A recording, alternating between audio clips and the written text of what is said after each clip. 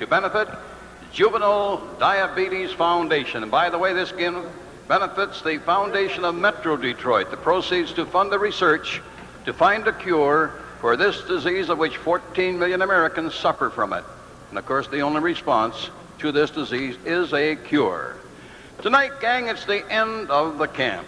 On and off ice conditioning completed, instructional drills, exercises, and basic fundamentals bring these fantasy camp players to play with and against the Red Wings of today and yesterday. And so a special thanks to all who assisted behind the scenes. By the way, the team physician is Dr. Kent Blanke, and the athletic director is John Wharton. And the referee tonight will be the Hall of Famer Matt Pavlich, with linesmen Mark Perry and Jerry Pakeman. Now let's all stand, and the national anthems to be sung by Rob Kirchen.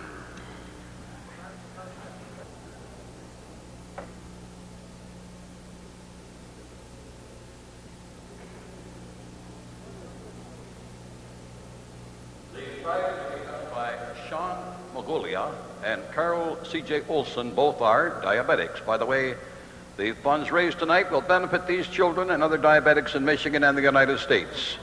And fans note that the adults can become juvenile diabetics. Now, Rob Kirchen.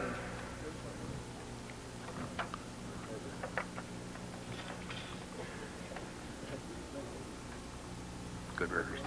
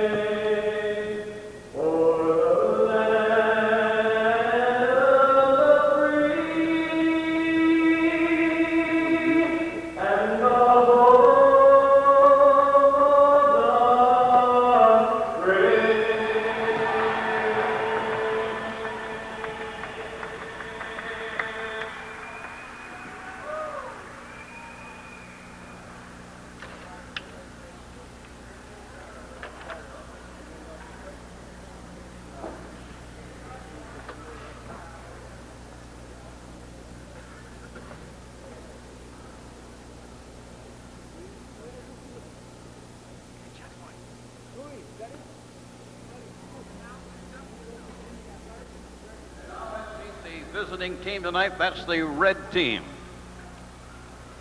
Sean, get off the ice. Number 1, the goalie is Lester Burko, a 44-year-old physician, Mumford High School, University of Michigan, Lori and 3 children from West Bloomfield, Dr. Lester Burko. Number 2, a defenseman right winger Tim Pryor, 29-year-old assistant TV director for the Red Wings on 50 with Mickey Redmond and Dave Strader in the ad agency with his dad Jim Pryor. From Farmington Hills, wife Laura there, Tim Pryor. Number 5, a defenseman, Rick Maitland. He was here a year ago, 35-year-old, very active in minor hockey with the Ontario All-Stars, his wife Brenda, and they're from Sarnia, Ontario. Number 7 is a center, Dave Lehoff, 35-year-old computer systems consultant. Schooling in Garden City East High School, Lawrence Tech, wife Linda Stagg, and he's from Novi. Number 9, a forward, Mark Decker, 37-year-old director of human resources at St. John's Hospital, active with the WISH program, Michigan. His wife is Lisa, 2 children from Grosse Pointe Woods. It's Mark Decker. Number 10 is a right winger, Peter Van Oosten, 45 years young, a physician from Western Michigan by way of Michigan State as well. In the over 30 championship hockey teams, his wife, Joanne, 3 children from Kalamazoo, Dr. Pete Van Oosten. Number 11 is the forward. Marty Pavlich. From the Red Wing glory years of 47 and 57, the Stanley Cup years, the pride of the Sioux, though, Mr. Personality, Sabu. Then there's the 13 fella, he's a defenseman, Milan Kronovich. He was here a year ago, 43-year-old contractor, went to Eastern Michigan, wife Kathy and 5 children. Boy, what a household. Got pets, dog, cats, and farm animals. Number 17, a forward and left winger, you know all by name is Spud, Gerard Gallant. Red Wing since 81, by the way, the 9th in a family of 11. The pride and joy of Prince Edward Island. You can find it on the map way down east. Wife Pam, daughter, and son. Number 19, a center, Steve Yzerman. Number 1 Red Wing drafted in 83, 50-goal plus scorer many times, all-star, very active in community projects, a very serious golfer, by the way. Wife Lisa makes his home in suburban Detroit. Number 20 is a right winger, Mickey Redmond. A right winger, played in the 70s and 76 with Detroit, TV analyst, of course, 50-goal seasons. Mickey Redmond has his own travel agency, likewise a pretty classy dresser at all the golf outings. Number 24, a right winger, Brian Brunt, 29-year-old carpenter contractor, wife Lori, and he's from Wall Lake. Number 27 is a forward, John Folino, 36-year-old owner of American Transmissions franchise, Red Wing season ticket holder, active in the over 30 league in Plymouth. Wife Marta, son, they're from Wall Lake. Number 21, a goalie, he's a center now, Max Green, 32-year-old real estate appraiser, Michigan State grad, wife Patty, and 3 children from Muskegon. Number 42, right winger, John Olterhalek, 42-year-old dentist, Wayne State as well as U of D Dental School, wife Ton, 3 children, plus a pet rabbit. From Grosse Pointe Shores, Dr. John A. Olterhalek. Number 44 is a defenseman, Gerald L. Evans, 53-year-old teacher from Central Michigan and Michigan State. A member of the Flint Old Timers, wife Diane, and 4 children. Number 50, a forward, Wayne Paisley, 50 years young from Espanola High School, McMaster University as well. Wife Gloria, 3 children from Belleville, Ontario. By the way, Wayne had a 50th birthday. The family gave him the gift, and they found a way to put 50 on his jersey then. Number 71 is forward Dan Klazinski, 36-year-old collection mechanic, auto painter from Benedictine High School. Wife Victoria, great family pet, any large stray dog, he says.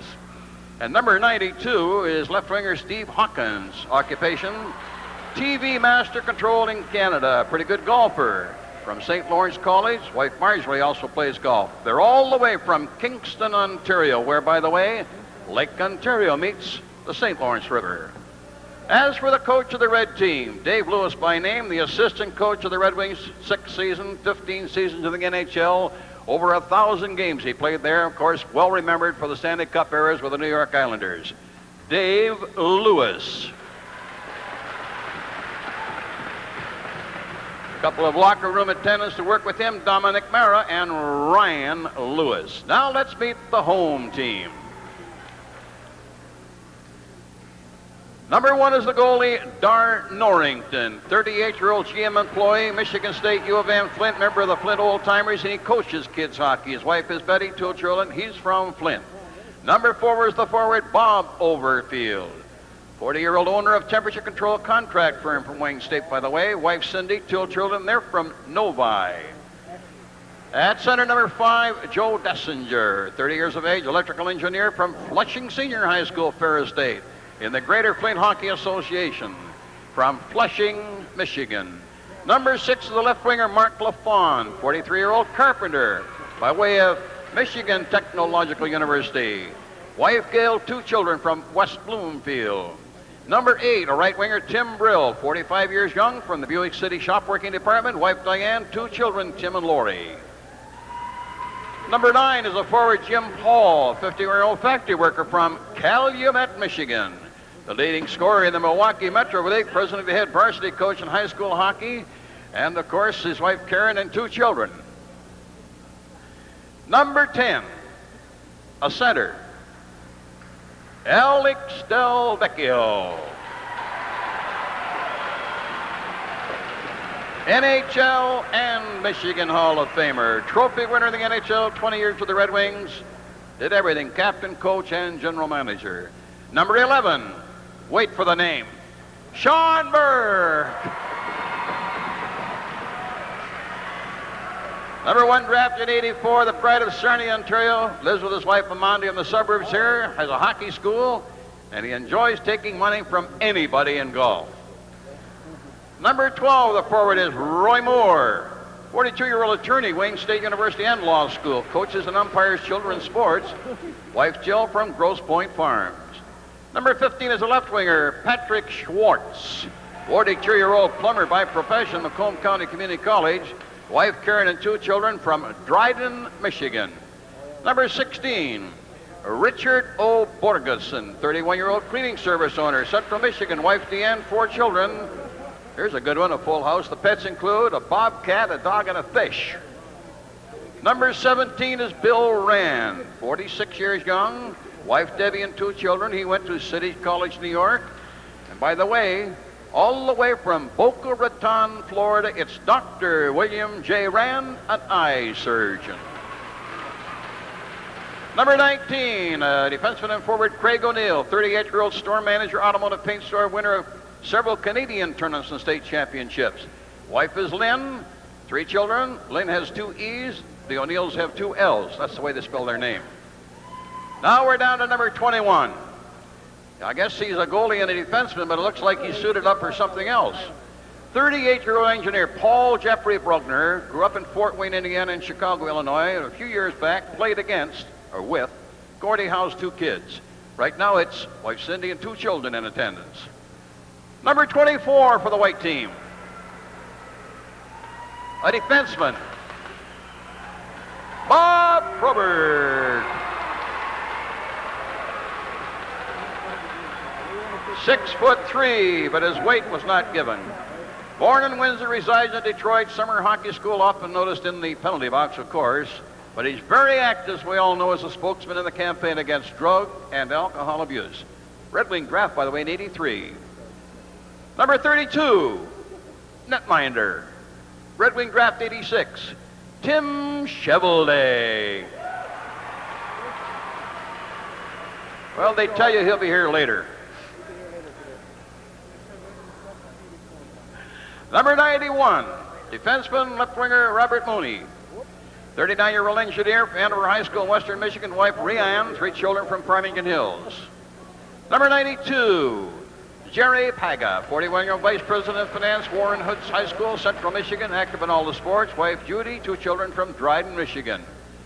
Number 99, Center, Ron DeMarino, 50-year-old sales executive from Sioux, Ontario, then Michigan Tech. Wife is Sharon and 3 children from Rochester Hills.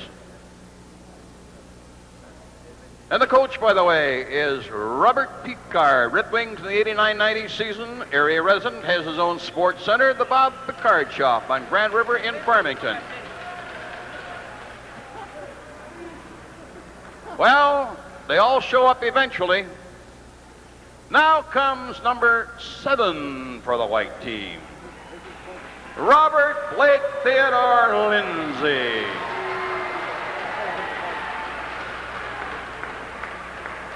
I think for a minute you thought you were traded to the red team, eh, Teddy? He did it all in the National Hockey League, of course, for the Red Wings, even wore the C, and coveted great trophies in those glory years with the Delvecchios, along with the Pavliches.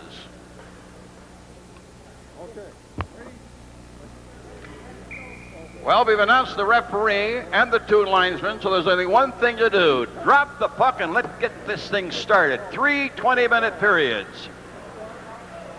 And watch the penalties.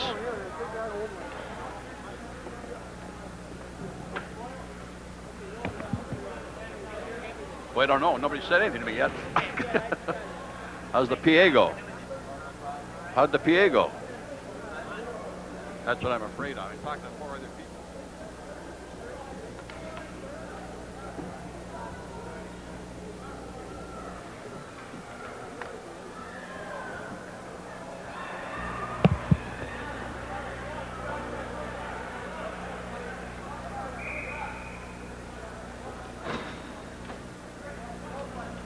And as the referee, Matt Pavlich, goes to center ice, this is the official start of the 2nd annual.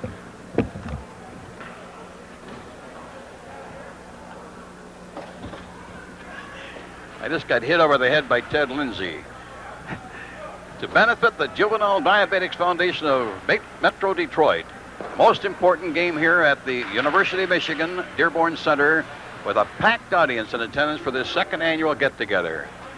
It should be interesting because you've got 2 NHL linesmen and a Hall of Famer as the referee.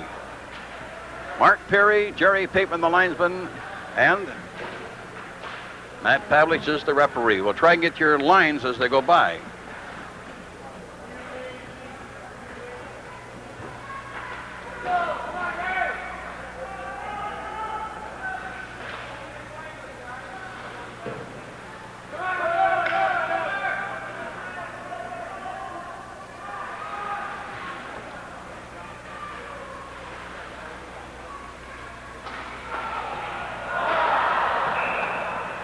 Play was whistled down by the referee. So we get the official scoring call now.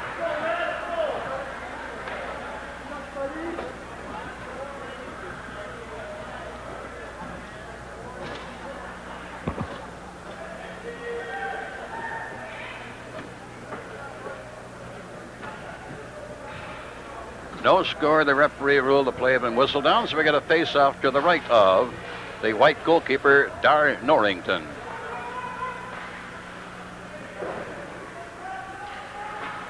The red team working on your right, the visiting team for this game tonight. The white team is on our left. Long pass up through the middle lane.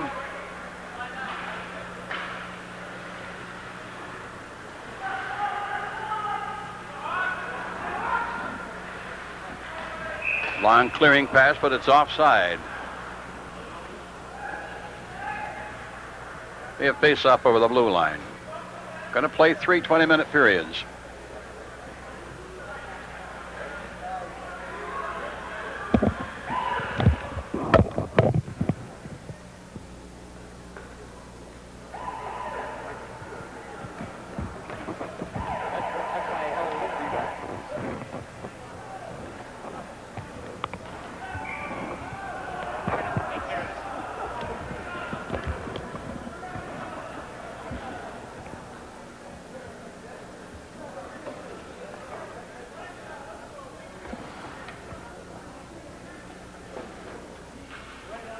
I won't need a cough button. I'll just move away, but I'm not.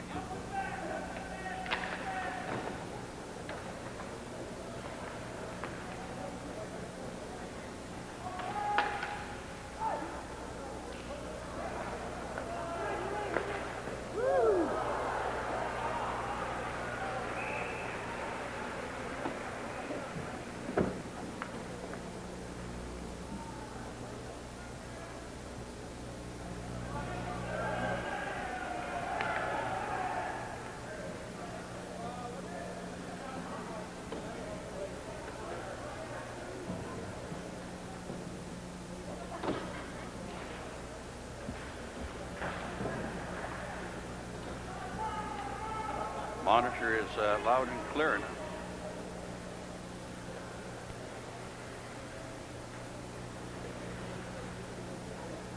There's no score in this hockey game.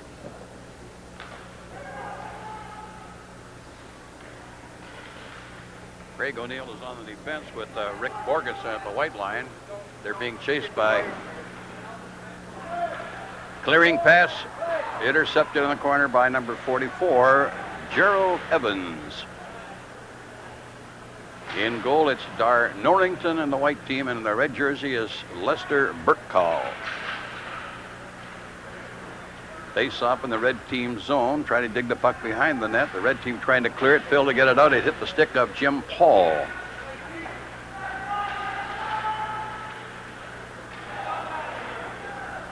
Right in front of the net, shot. Good save that time by Lester Burkall. The white team putting a little pressure on. No score, 70 minutes of play. Kept into the blue line again, a slap shot. Bouncing puck hit the defenseman, didn't come out. Marty Pavlich knocks it ahead. Right in front of the penalty box, gives it over on the wing to number Dave Leha. Leo got it out in front, couldn't clear it. Pavlich was in the corner. At the blue line is kept in by Evans. Evans shoots it in the corner. Through a lot of legs, a loose puck. And it's still clear to the corner by Dave Leon, number 7. Now the red team trying to put pressure on. A long clearing pass and 3 whites going in. A clearing pass was knocked away with the goalie Lester Burko in the red team. And he holds onto the puck this time with a stoppage of play.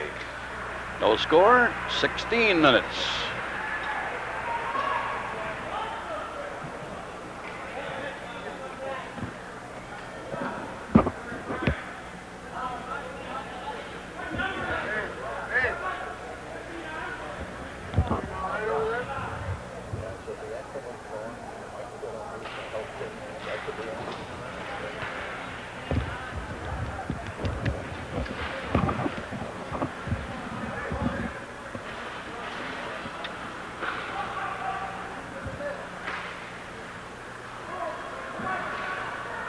Tell me when. No score, 16 minutes to play in the first period here at the University of Michigan Dearborn Campus Arena. 99 for the white team. Moving down is Ron DeMarino. Has it knocked away by Gerard Gallant. Whoa, and a little bumping went on that time as Sean Burr ran into Gallant. Teammates wearing different jerseys tonight. And as the play continues here, here's our man in the stands, Keith Bernick with Mickey Redmond. Mickey, you're back for another year and a lot of fun out there. Looks more competitive than last year. These guys are, I mean, you always want to win, but it looks a lot more competitive than last year. They're really fired up. It was quite a spirited scrimmage that we had last night after an hour of practice, and boy, that dressing room, the music was flying, and these guys are ready to go. So I expect a heck of a game here tonight. You got Steve Yzerman on your side this time. That's got to help your chances just a little bit. We're giving him a little bit of a rest back there playing defense, but he's like playing like Bobby Orr and heading up ice all night long. Yeah, I kind of noticed that. Do you guys work with the same lines like yesterday as you do today? Is that what you kind of come in, or do you spread things around a little bit? We're going to, on defense, for example, I'm playing defense myself. We'll change partners every period. We got 3 sets, so everybody gets to play with everybody else throughout the game, and the forward lines are doing the same thing. And of course, for all our viewers, I just want to let them know you're getting your trips ready and organized, so they can give you a call pretty soon for that. We sure are. Hockey season's right around the corner. I think 5 weeks we have an exhibition game, so we're getting her all fired up. One other question before you go out. I wanted to ask you about the Olympic thing. I read that in the paper today, and what you really think about that, taking 3 weeks off and letting some of these guys play in the Olympics. Well, I don't know how well that's going to work as far as taking time off. I'd like to see it because for years the Europeans basically have said they're not professionals. I think we all know that they are. They are getting paid some way, somehow.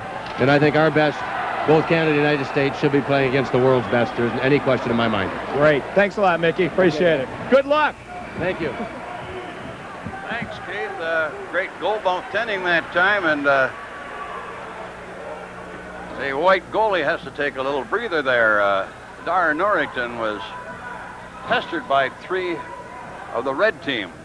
Mickey Redmond's gone in the defense right now with Rick Maitland. They're right at the blue line for the red team. Inside the white zone, Delvecchio in the face-off circle. Moving in, of course, against Max Green. No score. We have 14 minutes to play in the first period. Goalie, a little nervous, comes out of the net. Puck is clear to the blue line, knocked down, over skating it. Delvecchio picks it up on the left wing. Delvecchio moving down with Jim Brill. The pass was broken up right at the blue line. Good defensive play that time by Rick Maitland, number 5 on the defense for the red team. He's going to be busy. Here's Probert. Probert's going out with Brill. Probert shoots right on. And a good save by the red goalie that time, Lester Burkow. It's Mickey Revin along, clearing pass. He has it onside. It goes to John Polino. He shoots over the top of the net. In along the boards, it'll be John Oterhalek. Lets a shot go, deflected wide. Pretty good bumping in the corner. When they see Probert in there, they move away.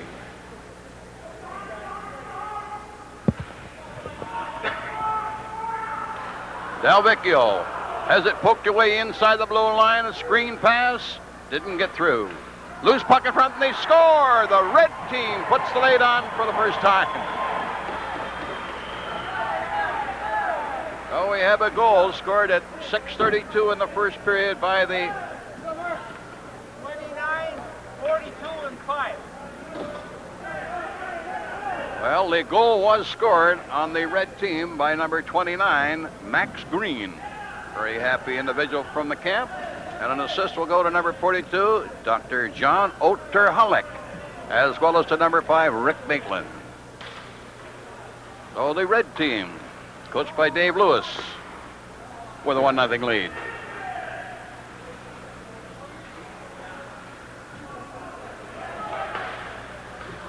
Loose puck in front of that net again. A shot that just wide of the net.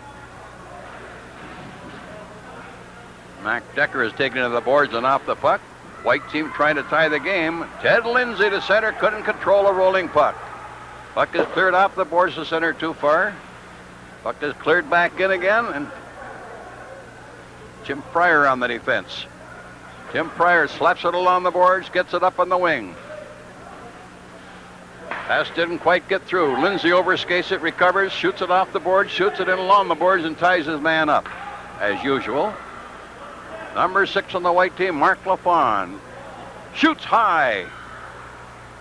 And a glove save, and the puck is held. A little extra bumping goes on.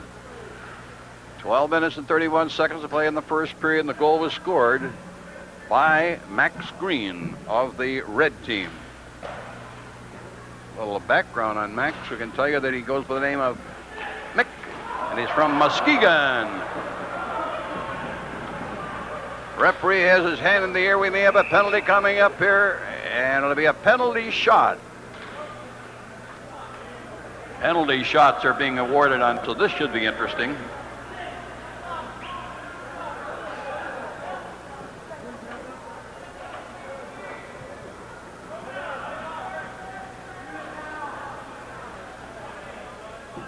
Rick Borgeson will take it.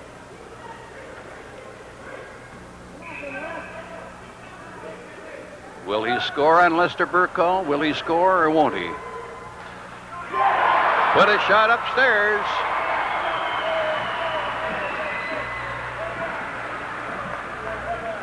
And we have a tie hockey game. Number 16 on the penalty shot. And the goal was scored by number 16, high upstairs on the right side of the goalie, the 31-year-old cleaning service owner from the immediate area, Richard O. Borgeson, Rick by name. Game tied 1-1.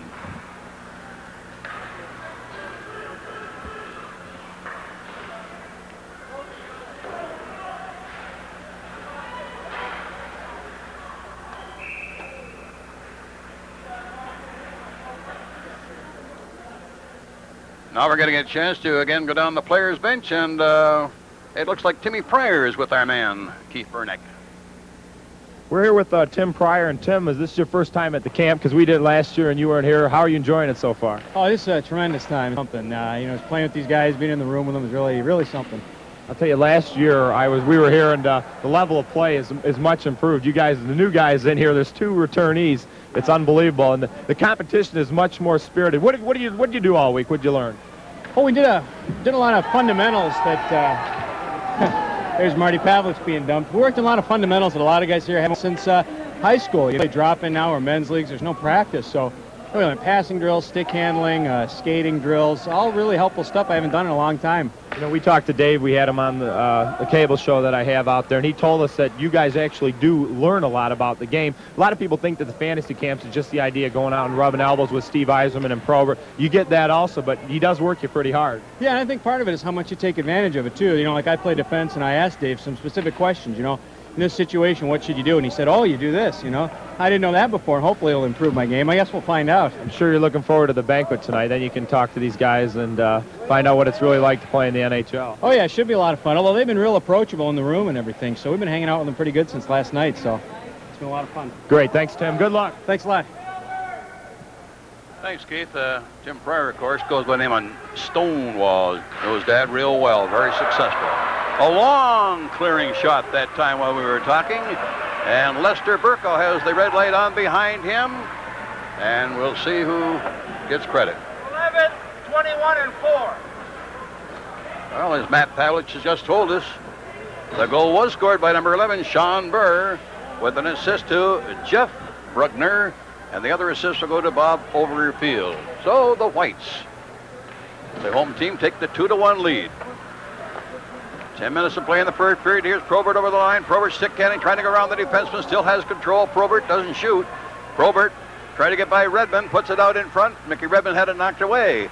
Loose puck at the side of the net. Rick Maitland clears it to center ice to Redmond. Redmond's going in all alone. He shoots. He misses by a mile.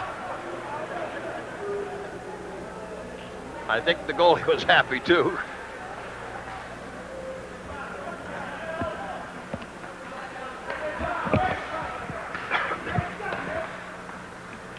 Now it's Gerard Gallant into the defense, still controlling the puck.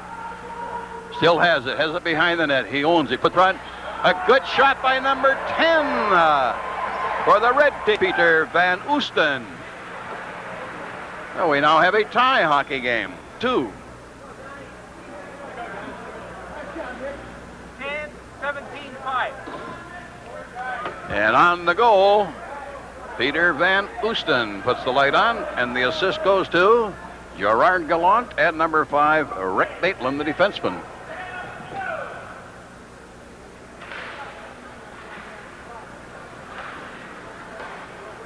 Tie hockey game. Halfway through the period. Now again, here's Keith.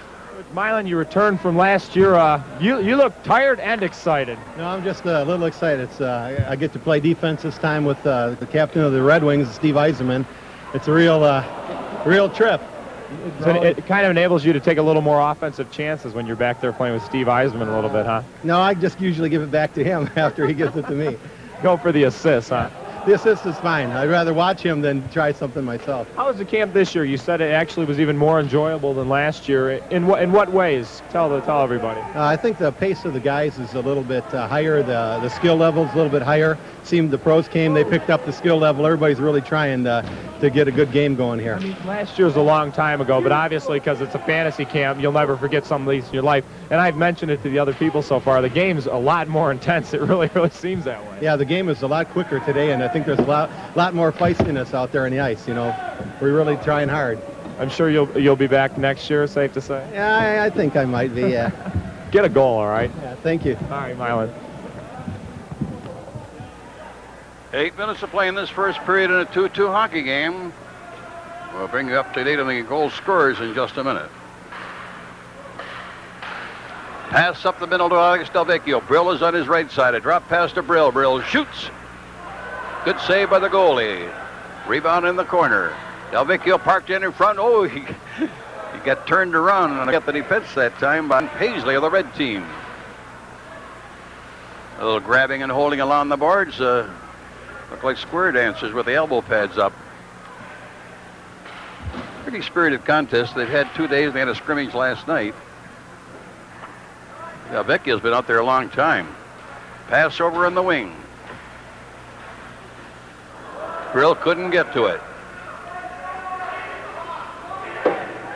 Is he onside? Steve Hawkins puts it out in front.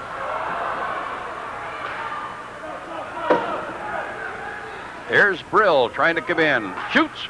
Didn't get it off the ice. Yzerman goes in, digs it around the boards to the blue line. A rolling puck, tough to control. Delvecchio pokes it away the first time, then loses it. Wayne Paisley takes it into the corner for the Red. Delvecchio goes back to steal it. Clears it up to Brill. Brill, I think he's heading for the bench. One thing about the veterans, they know when to get off, to take a breather. Good hard shot that time by Steve Hawkins, number 92. Clock shows 6:50 to play. First period, 2-2. John Burr shoots right in front of the net. The goalie goes out and smothers the puck in the crease.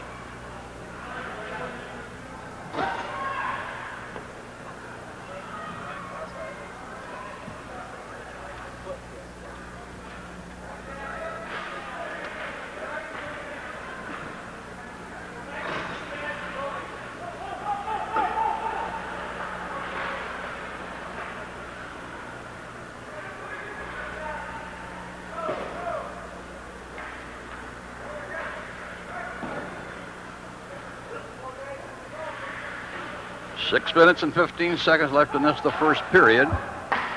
Pavlich at his own blue line, up through the middle.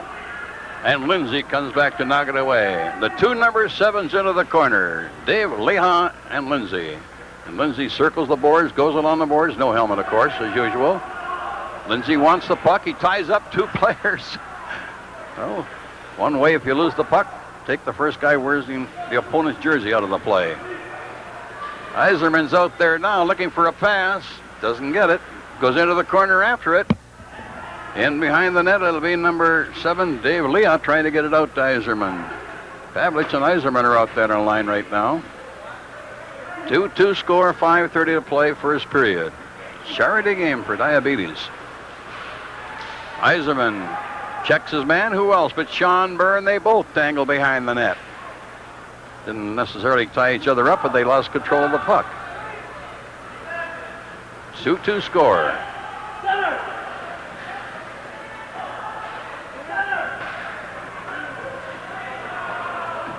Talk about quick changes as the players skate to the bench and are puffing. On the rebound, Pavlich argues with Pavlich. Did Marty score with his brother Matt? The referee there will have to wait for the call, but it's a Red goal.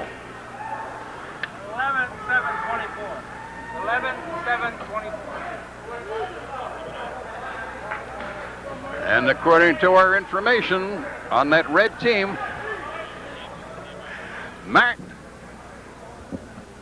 Marty Pavlich, that's the light on. I think it was illegal because Ted Lindsay was holding on to him. All right, Keith, you're on the firing line. Go ahead. We're here with Steve Yzerman and the captain of the Red Wings. It's an honor for me to even be able to do this with you, Steve. You look like you're really enjoying yourself out there. I mean, hockey's always fun. And tell us some of the things you've enjoyed with these guys out here this week. Well, first of all, I get to play defense. And it's always kind of been, always in summer hockey, whenever I always play defense. When I was a little kid, I played D, and plan on finishing up my career with 4 or 5 years back on defense when I'm about 38. Did you really start off as a defense? How far did you go as a defenseman? I learned early, and I think all the little kids learn early that if you play defense, you get more ice time. So I picked that up when I was about 7 or 8, and that's why I played D. But you really look like you're enjoying yourself out here. What kind of things do you kind of teach these guys, help them along? Is it more for like the fantasy to play with, you know, the pros and the Hall of Famers, or do you really see like in the short time that you're here that these guys are really interested in learning the game? Well, I think most of them know the game pretty well. You know, they played it growing up and then watched it and stuff, so I think most of them know the game pretty well.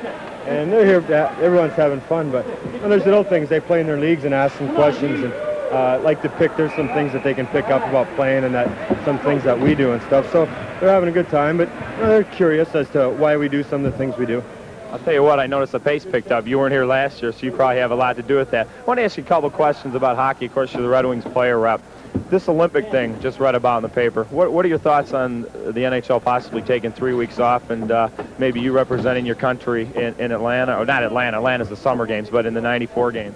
I think it's difficult for us to take 3 weeks off, being as our season's going to go from October 1st till the middle of April, the regular season as it is. The playoffs are probably going to go into June, late or middle June. Now if you take 3 weeks off, either add it on at the end of the season or at the beginning, so we'll be playing into, almost into July, which I don't know is a good idea. I think everybody would love to play in the Olympics, but it's a tough thing to do, being that it's right in the middle of our season, whereas for the basketball players, it was in the off season, it was more feasible. So from a standpoint, you're kind of looking at your hockey team's going to come first, and you're kind of more concerned about that. I would love to play in the Olympics, and it's exciting, but when I was growing up, my goal was to play in the NHL. Playing in the Olympics would be a thrill, but the NHL is more important to me. Well, good luck this year. Thanks a lot. You're a class act, and hopefully you guys will do it this year and score a goal tonight, though. I'll try. I'm trying. Believe me. Well, get Milan the goal. 3-2 for the red team right now with 3 minutes to play in the first period. I think the pace of the game has started to show on not only the boys at the fantasy camp, but some of the Red Wing old-timers. We may have a speed up in the second period. This stopping the clock is making the period awfully long for the old-timers. They may be able to bribe the timer to speed it up. Don't stop the clock. 2:50 to play, 3-2. Goal scorers for the red team, Max Green, Peter Van Oosten, and Marty Pavlich. Scoring for the white team, Sean Burr and Richard Borgeson. You can almost see the legs starting to show a different way. They're pretty good. They had a script night and stop and go right here. And I think the bench is the first target they head for.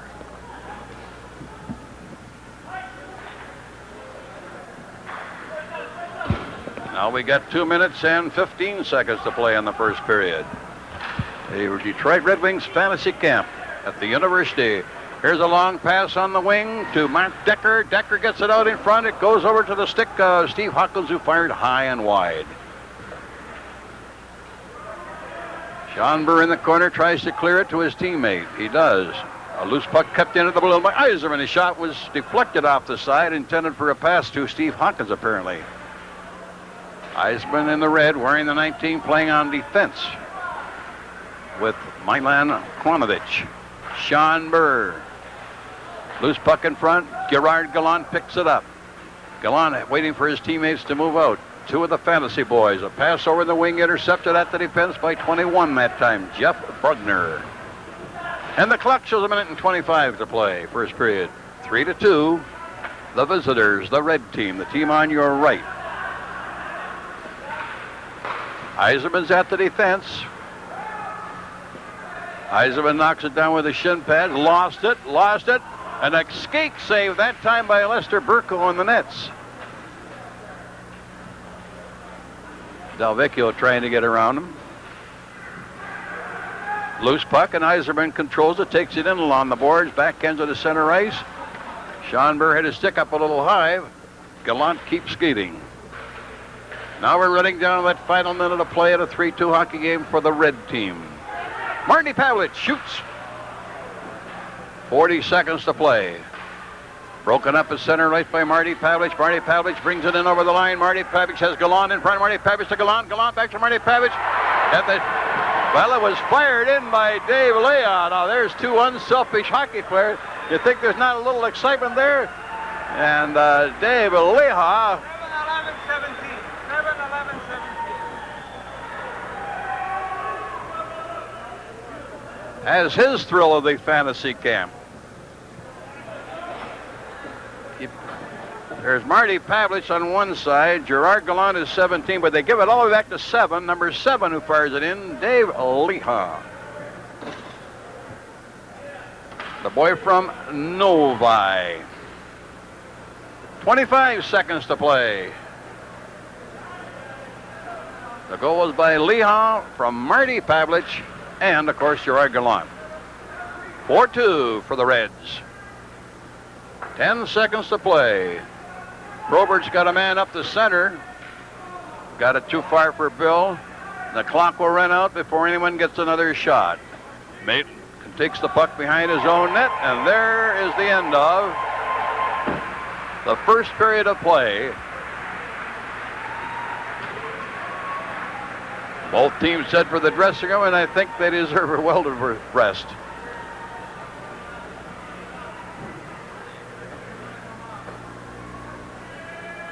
Now we'll have the intermission between the first and the second period.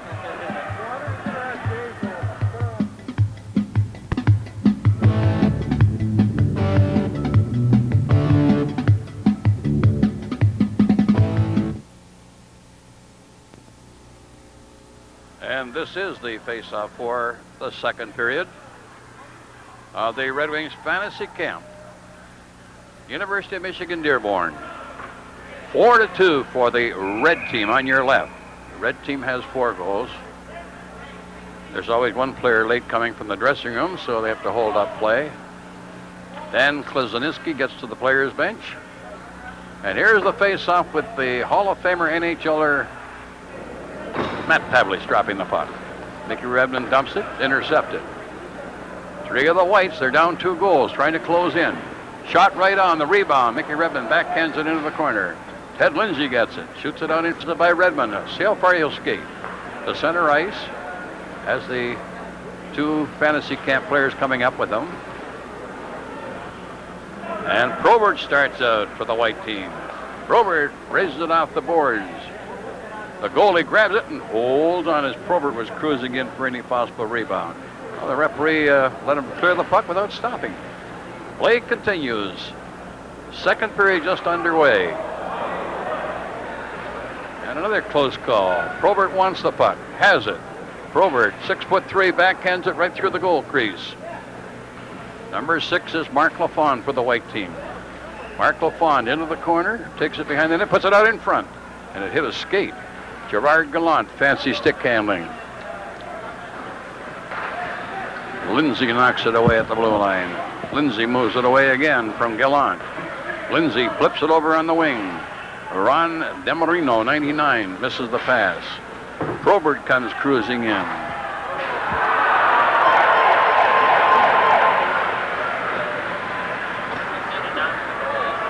And that puck went past Lester Burko. To announce the goals on the thing. 7-6-24.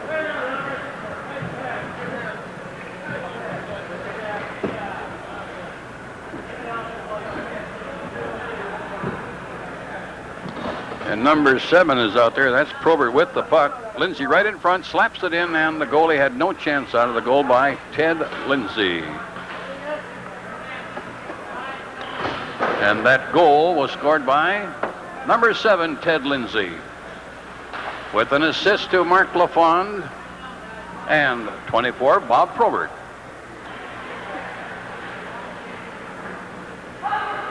Fans have been accommodated with the announcement on the goal to make it a 4-3 hockey game now. Sean Burr, number 11, lost his man. Oh, a little checking and the skates hit.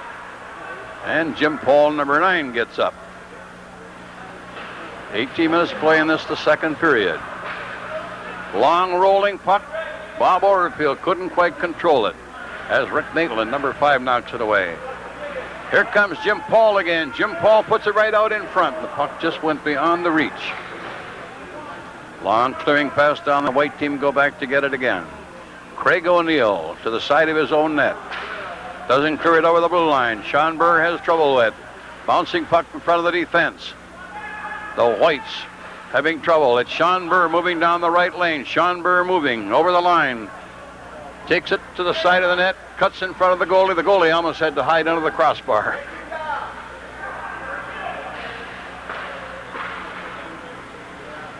Game is 4-3 at the moment. And now a chance to learn why this game is being played here from Keith Bernick and his friends. We're over here, and of course today's game benefits the Juvenile Diabetes Foundation. Is that correct, Eric? That's correct. And Eric Gould's here, and he's the chair for this event. And tell us how you got this organized with Dave Lewis and a huge, fabulous crowd here for this. Well, it's a fantastic turnout. I also I'm an attorney and happen to represent the camp, and they were looking for a charity to co-sponsor it, and I suggested the Juvenile Diabetes Foundation, being a diabetic since I turned 16. And they were real interested in doing it. Had a group of volunteers together, sort of part of the young leadership or the next generation group, and we got the programs printed, the tickets printed, the publicity, and got a fabulous turnout. And they asked for 2 kids to hold the flags for the anthem, and we have Sean and CJ who went out there with Yzerman and Probert and hopefully had a great time holding the flags. And you got to go out there with Steve Yzerman, huh, Sean? Yeah, That must have been a little bit of a thrill for you. Do you go to a lot of Red Wing games? I guess. Well, you watch them on TV if you can't get down there, don't you? Yeah. Your mom told me that you play hockey also. Did you? You didn't get a chance to skate today, I see. What position do you play? Left wing. Left wing. You like the leading, or you score enough, huh? Score enough.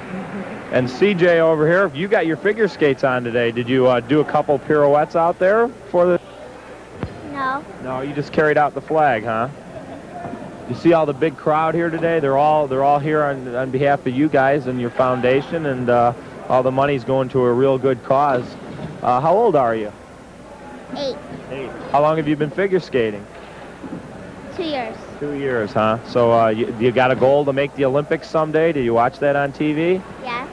So hopefully that'll come true. Margot's over here with us. Margot Sallier.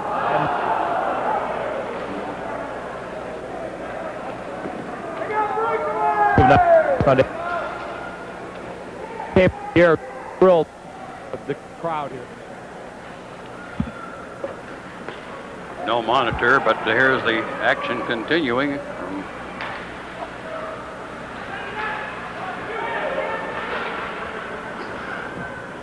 Standing by on the broadcasting location in the penalty box right now with the action on the playing surface in front of us here in the fantasy game. 4-2, 4-3 is the score at the moment. And a chance for the fantasy players to put the light on as well as the veterans. Mickey Redmond takes a dive. He wanted a penalty called. Probert is back on the defense right now on the white team, teamed up with Bob Mooney. Mickey Redmond, not only took a dive, he's going to be wondering what's chasing him right now. Number 12. Was not 12 in the old NHL garb, though. Sid Abel. Here's Redmond. Redmond dumps it out in front. A good shot. Whoa, and he fell down. It's still loose. It's over the top of the net. Redmond still has possession. Redmond shoots it through the crease. In along the corner, and the White start out. Here's Probert, and he's moving. Probert's got 2 of his buddies with him. Out in front to 15. He shoots. Oh, a great glove save that time. Pat Schwartz let a high one go.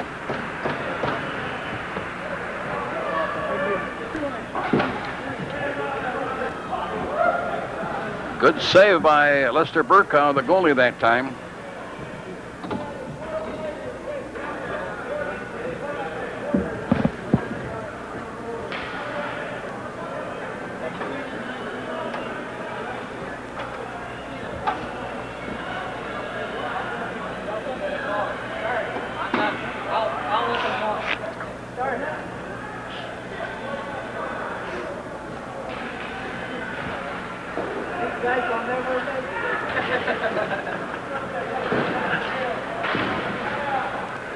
Minutes to play in the second period with a 4-3 count for the visitors team, which is the red team. Come on, Matt. Vaughn tried to go through and puck was knocked away. The goalie for the red team is Lester Burkall.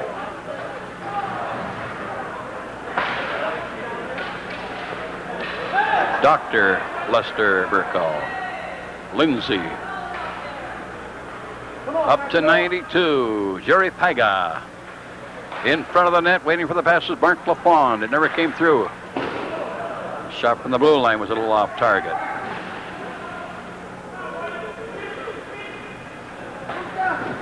Cleared off the boards down the ice. Spud. Jerry Gallant watches his man. 19, Craig O'Neill controls the puck. Lays it for Sean Burr. Sean Burr on a move. Gets around John Polino. Sean Burr down the right lane. Sean Burr over the blue line. Doesn't shoot. One-handed style. Gets it out in front to a teammate. Oh, a golden opportunity that time for Mark Lafond on a pass that didn't quite get through. And the goalie, Lester Burkow, stood his ground.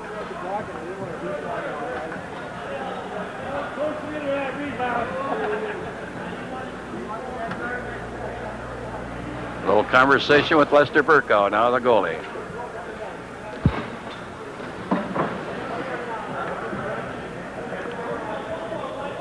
Dr. Lester Burkow from West Bloomfield. Went to the University of Michigan and Mumford High School, by the way. Pretty good workout day both goalies have had first period and a half of this fantasy camp game. The fundamentals of hockey are taught by the players that make up the cadre of teaching. Yzerman feeds the pass, the shot. Great glove save that time.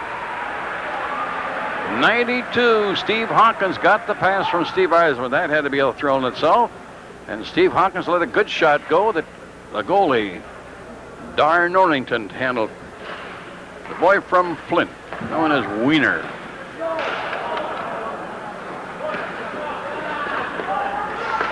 Rush up the ice over the blue line. The red team has the 1-goal lead. Pretty good pass that time to Decker. The puck over the line. Offside. Steve Hawkins, number 92, carrying in a little late. Left winger get in ahead of him. And we got a face-off coming by the blue line.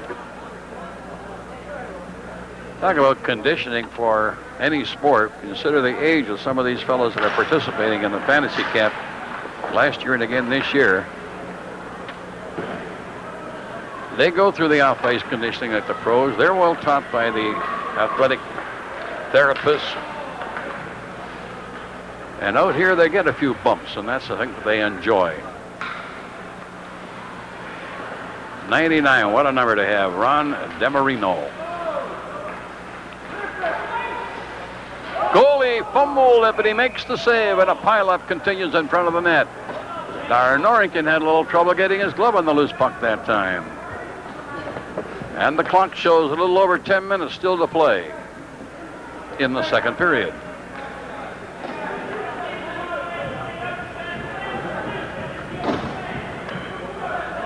Reminder to you fans that the auction that will take place right after the game will take place right here on the playing surface. And the event chairperson is Eric Gould. Great items to auction off for a good cause.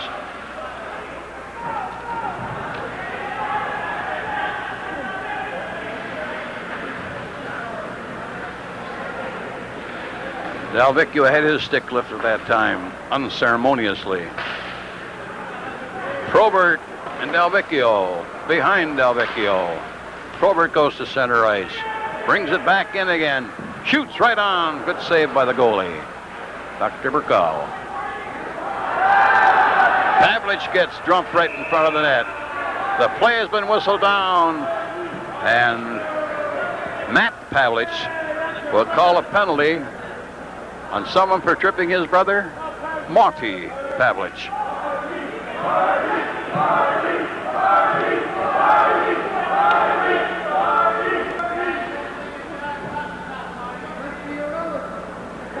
So for being tripped, it'll be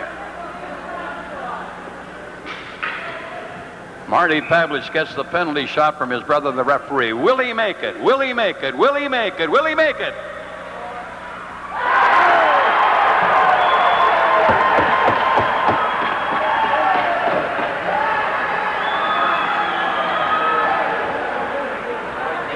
By the way, for Marty Pavlich, 2 goals in this game in the National Hockey League record book. I think that's total.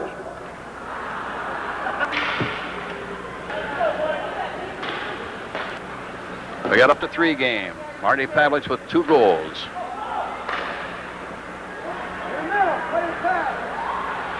And a scramble in front of the net. A loose puck, a stoppage of play. So come on in, Keith Bernick.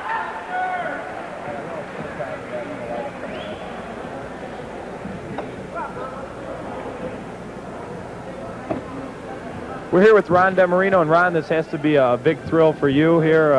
The game's a lot more competitive than last year. Of course, it's your first time. Tell us a little bit about the fantasy camp here and what it means to you. Well, it's a once-in-a-lifetime chance to be with your hockey heroes, you know. My dad I was growing up, my dad took me to the Eastern Professional Hockey Games in Sault Ste. Marie, Canada, where I was born and raised. And I used to see these guys play hockey, and watch Philip Esposito, guys like that. Ted Lindsay was his hero. You know, Alex Delvecchio, Gordy's mine, and so this is just a once-in-a-lifetime chance. So the older guys even mean a little more something to you. And, I mean, some of these guys are, yeah, it probably does. Some of these guys are tickled with Yzerman and... Oh, yeah. No, the greatest hockey period for me was in the 50s when the Detroit Red Wings were all heroes, you know.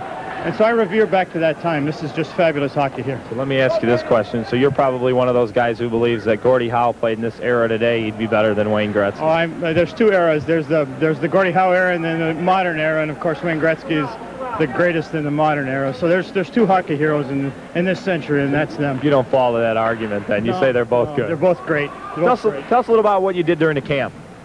We had rigorous training the first night. The best part of it was pizza at 10 o'clock. So you did it for the fantasy more so than the training skill. The best part of it was when they yelled 10 o'clock pizza, Snickers bars, and Gatorade and all that good stuff. So, yeah, no, it's a good workout and it's a lot of fun. And that's really the bottom line. So you're looking forward to the banquet tonight, I imagine. Absolutely. Well, good luck. Wait to get my poster. I got a place for it in my office. Good luck, Ron. Go get a goal, all right? I will.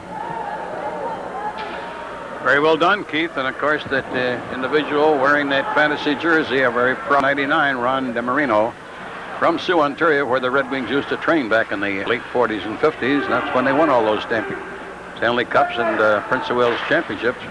Tommy Ivan and Jack Adams. Good save that time by Darren Norrington, the goalie for the white team.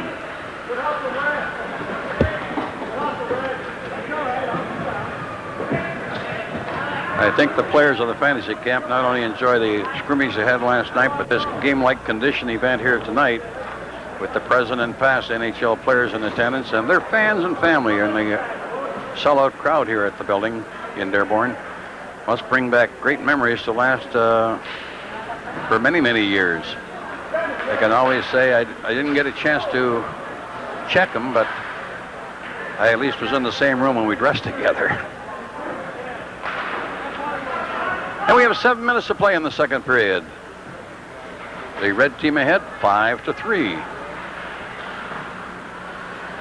Puck comes to center ice. Yzerman with a rink-wide pass for his teammate, a defenseman that time, young Tim Pryor. Pryor playing on the defense with Yzerman. That's got him a thrill. Pryor works up in the TV booth, Mickey Redmond and Dave Strader.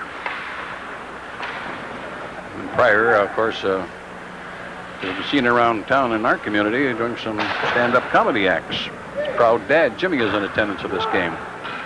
Whoop. Right in front of the net, cleared by the defenseman. Yzerman at the blue line. Pass hit a skate. Yzerman, oh, that's professional sense. He knows where the puck is. Oh, somebody wound up, didn't quite get the stick on, and the puck comes over the blue line. 4 of the whites going in on defenseman Yzerman. 4 of them. Yzerman slides down, did a pretty good job. Then Delvecchio gets possession. Dumps it out in front before he can shoot. It was knocked away, and a good check that time by John Foligno, number 27. Gigi, Gerard Gallant going into the corner. The puck is knocked away from him by Rick Borgeson. Ron DeMarino gets in front of it. Whoa, a good hard shot on the goalie that time. And 27 puts the light on John Foligno. 27, 17, and 29. Keep in mind, it's number 27 will put the light on John Foligno right in front. Oh, and a quick pass from the boards, and he ripped that one right past the goalie, Darren Norrington.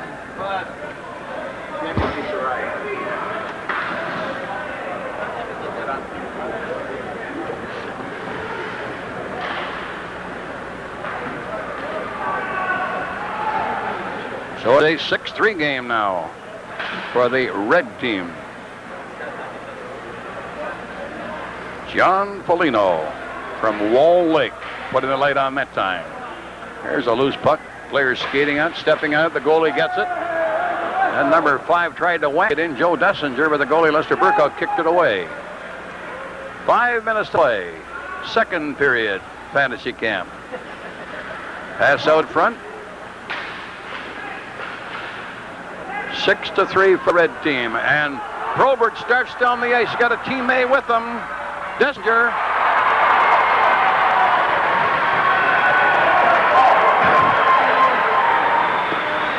Well, the white team puts the light on. 24-25. 5, pardon me, not 25. 24-5. One thing about that particular goal, I think the goalie was anticipating somebody else was going to get the pass. The goal was scored by 24, Bob Probert.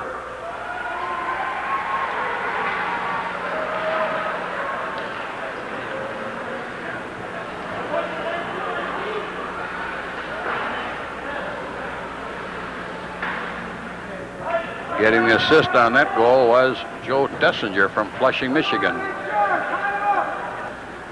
4 minutes and 50 seconds to play. 6-4. And the play is loose around the red goal. And here again is Keith Bernick. We're here with Patrick Schwartz. And Patrick, you're fulfilling your fantasy this weekend. Have you learned to be a better hockey player? Oh, yeah. There's another goal. Yeah, right. That's good. I think so. I learned a lot. Never could skate backwards before. I learned a little now. So it's been fun, man. You know, a lot of people have said that, the fantasy is just a rubbing elbows thing, but I talked to Dave Lewis. He really said he was going to work you guys hard. Has that been the case? Tell you what, first night, that's all we did was skate. I hated it. Right? You know what I mean? That's all we did was skate for 2 hours. But next night we skated, then we practiced, so it was fun. Got to scrimmage a little the third night. So I imagine this is obviously something that you'll remember for the rest of your life. You've been probably a big hockey fan or you wouldn't be here. Tell us how special it is to be skating with Steve Yzerman and Alex Delvecchio. Yeah, it's unbelievable. You don't even know you're doing it really till you poke the puck away from somebody and look up and see who it is, you know? You were able to poke it away? That's right.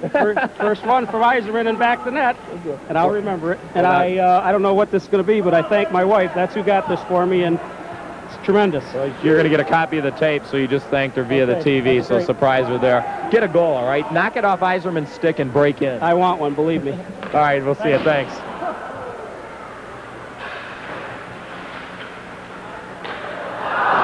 Game is 6-5. We got an interesting game now. The Whites are just trailing by 1. Here's the Reds getting in front. And before he could shoot, it was knocked away by Mark Lafon. Pace is slowing up a little bit late in the second period. 6-5 the score. The red team, the visitors, lead by 1. Sean Burr goes in and bumps his man. Sean Burr puts it out in front of the net and went off a skate before the teammate could get to it. Parked out in front is Ron DeMarino. Whites are down a goal. Sean Burr puts it out in front again, but it's intercepted. A backhand shot right on. The goalie makes the save. And the bodies are showing a little tiredness right now. So Sean Burr will skate all the way back to his own blue line. Watched by another 11, Marty Pavlich. The Whites are down a goal with 2:50 to play. Over the line to Timmy Brill. Brill has it taken away.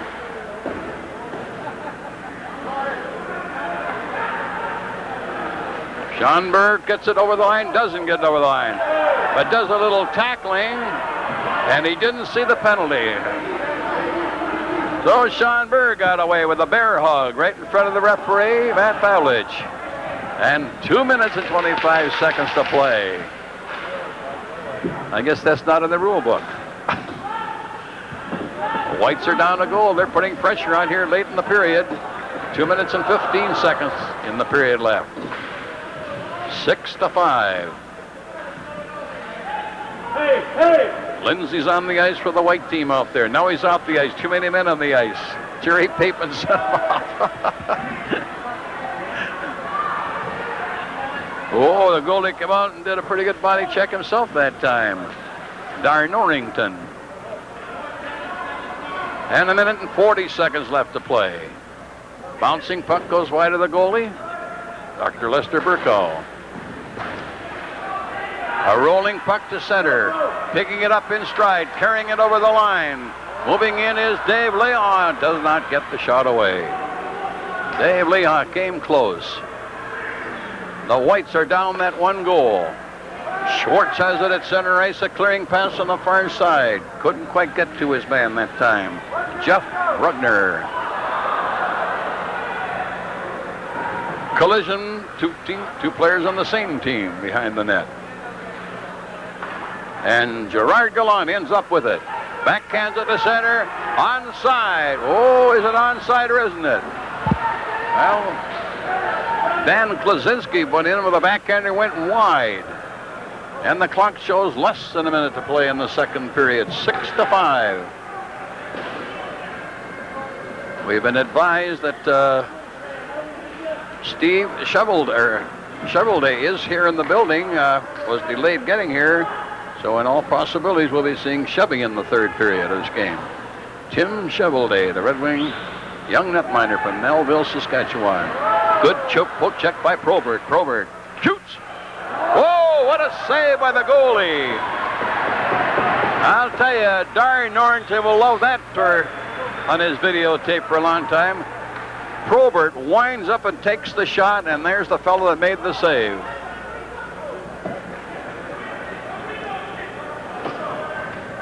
He's called Wiener. He lives in Flint. Dar Norrington. He had his moment in the sun there. He beat Bob Probert. And Probert can let a pretty good hard shot go. Probably kept the puck, and they had to get a new hockey puck to play with. 10 seconds left in the second period, 6-5. And the report is that Tim Shovelday will be in goalie uniform in that third period.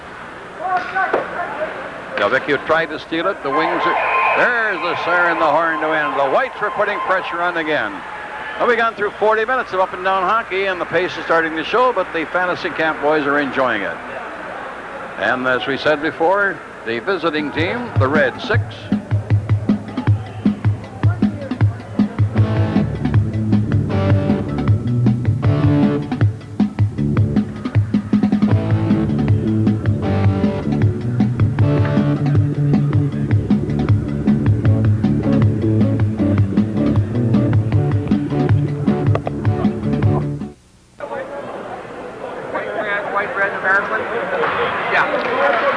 Here we are at the fantasy camp of the Red Wings. A period still to go. The red team is leading 6-5. And now we're going to have what they call a shootout. And as a result, the shootout, the players will have the thrill of their moment to go against Tim Shovelday.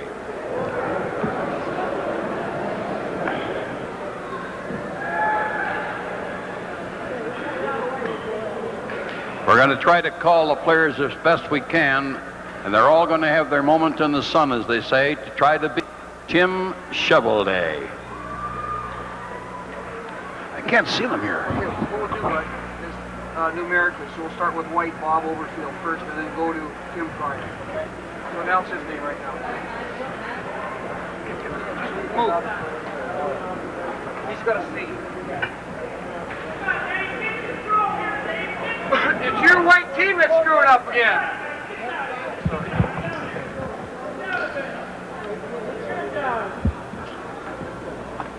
When I score, you remember Patchwork, you get the big name on it.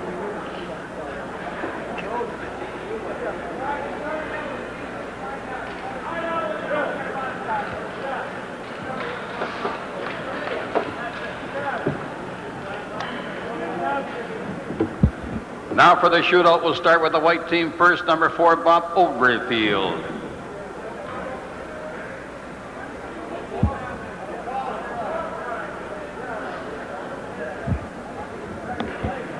Bob.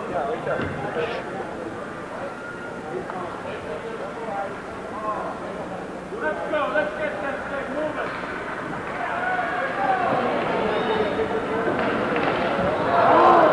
And from the red team going on in Chevy will be Tim Pryor.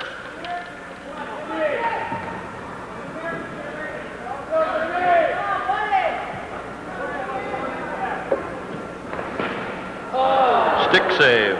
From the white team, Joe Dessinger.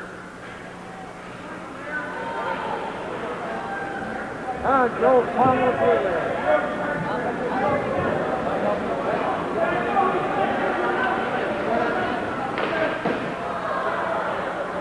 From the red team, Rick Maitland.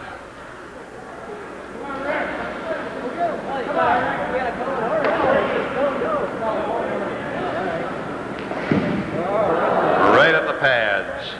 From the white team, Mark LaFawn, number 6.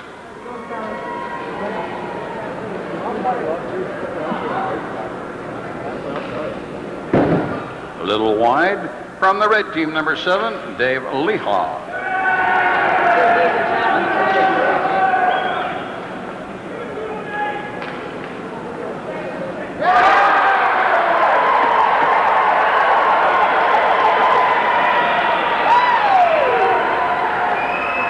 Hope the pictures come out all right.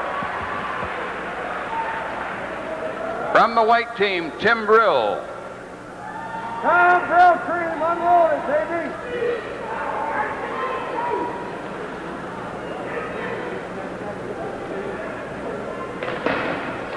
Ice stick save. From the red team, number 9, Mark Decker.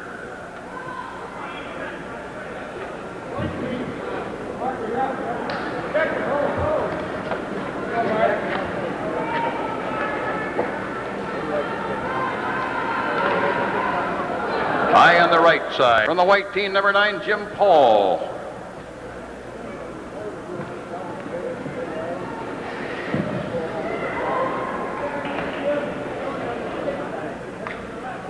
From the red team, Dr. Peter Van Oosten, number 10.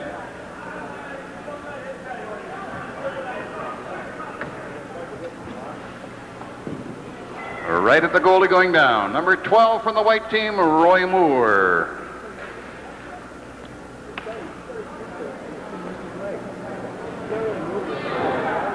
On the left side, from the red team, number 13, Milan Kronovich.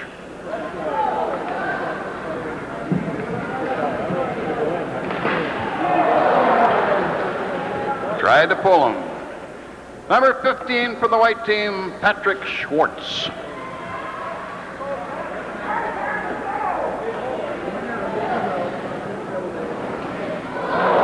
Tried to pull him and Pat missed. From the red team, number 24, Brian Brunt.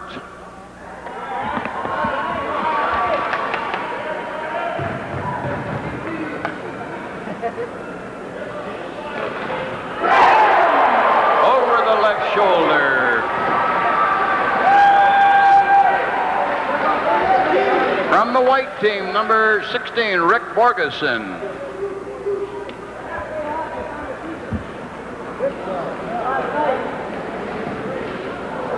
In too close. From the red team, number 27, John Folino. Come on, Johnny. No score. From the white team, number 17, Bill Rand.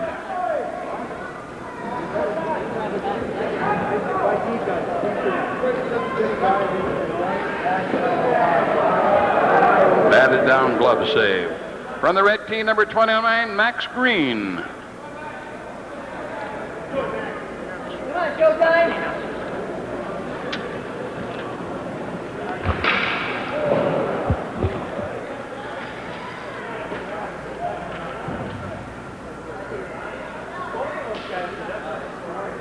From the white team, number 19, Craig O'Neill.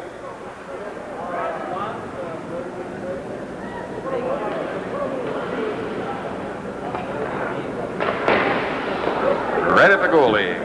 From the red team, number 42, John Oterholick.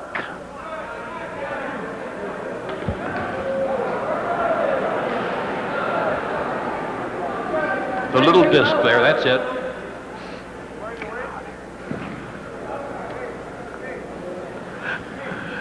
From the white team, number 21, Jeff Bugner.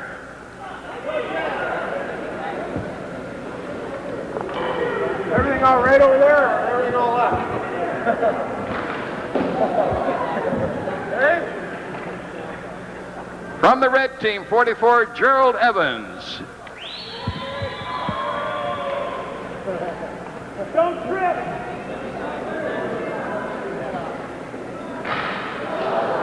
Almost. From the white team, number 91, Bob Mooney.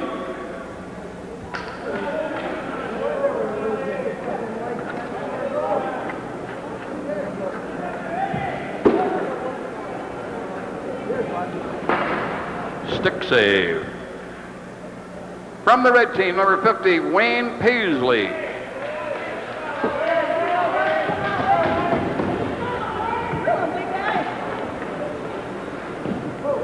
at the goalie pad. From the white team, number 92, Jerry Pega.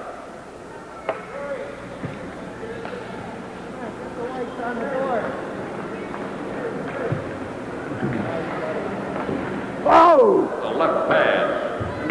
And the red team, number 71, Dan Klosinski. Come on, Dan.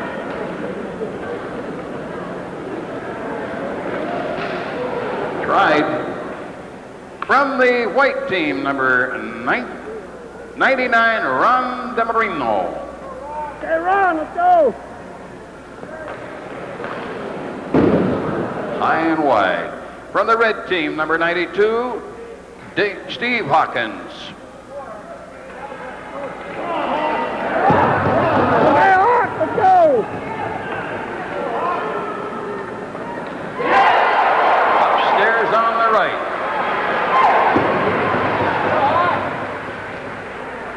Now we have to wait for the shootout. You fellas ready over there? Look at all the reds over there. No whites. We gotta get talk to our coach. There's dissension on the players' bench. They can't understand why there's no white shooter out there. But here comes number 7. Dave Leha didn't make it. Brian Brunt. Under the crossbar. Gotta put him on the win. Yeah, he's good. And Steve Hawkins, number 92. I guess we have a winner for the shootout.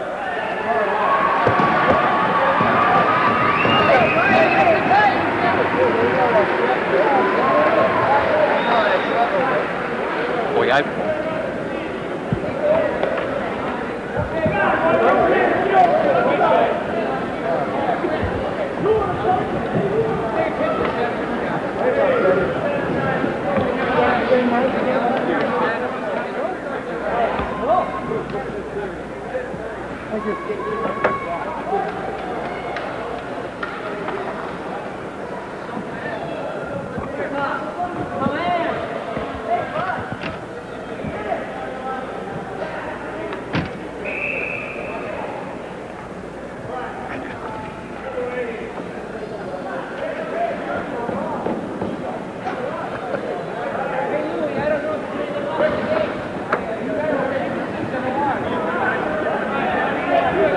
congratulations to Brian Brunt.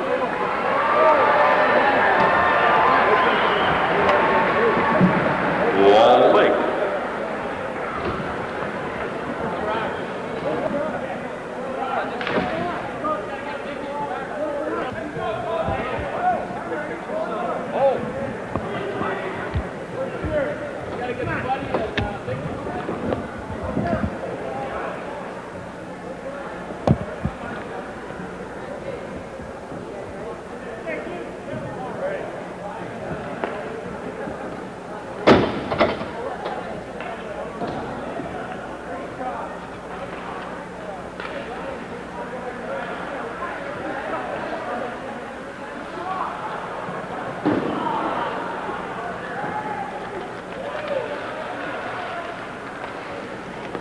Now this is the third period. The red team up by 1 goal. The end of the fantasy camp. And they'll have fun out there, but I imagine they'll all look forward to a sauna or maybe a rub down. Shawnee Burr's pass up on the wing. Jim Paul gets it in front. And the Reds failed to clear it. Remember, the Whites need a goal. Going in. Good.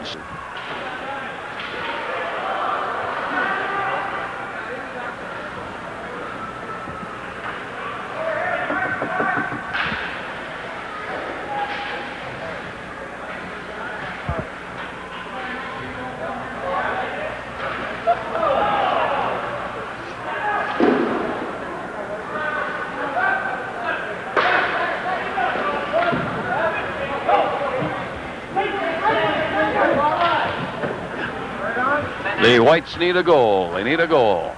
18 minutes to play in this, the third period. In along the boards, the Reds are making another rush to the goal. Right in front. And right along the ice and past the White goalie, Dar Norrington.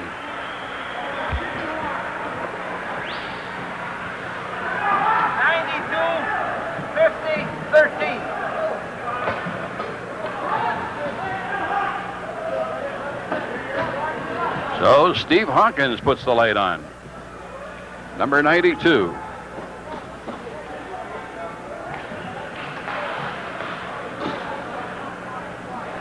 So Keith, stand by with the fellow that knows everything about fantasy camps, the great assistant coach of the Red Wings. Go ahead.